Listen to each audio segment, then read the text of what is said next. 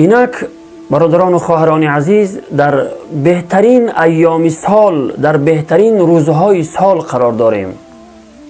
روزهایی که در آن یک عمل خیر و صالح کردن از روی اجر و ثواب بزرگتر و در نزد پروردگار محبوب ترین عمل به شمار می رود.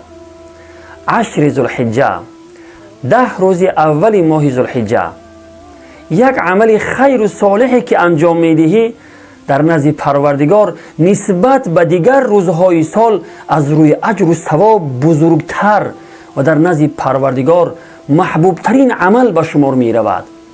پس در این ایام از عملهای خیر و صالح هر قدری که می توانی بیشتر انجام بده.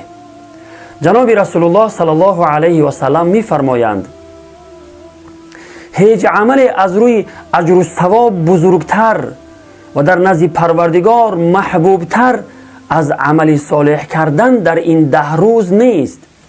یعنی نسبت به دیگر روزهای سال یک عمل خیر و صالحی که در این 10 روز اول ماه ذوالحجه انجام میگیرد از روی اجر و ثواب بزرگتر و در نزد پروردگار محبوب ترین عمل به شمار می رود.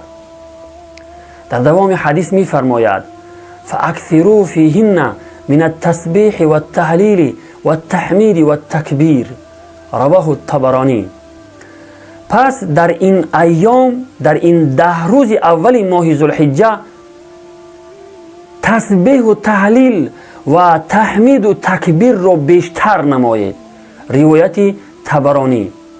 مراد از تکبیر، مراد از تسبیح سبحان الله گفتن و از تهلیل لا اله الا الله و از تحمید الحمدلله و از تکبیر الله اکبر گفتن است.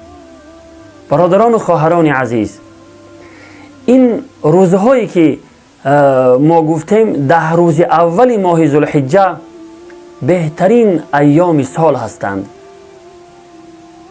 هر قدری که می توانید در این ایام از عملهای خیر و صالح بیشتر انجام بدهید. این روزها را غنیمت بدانید.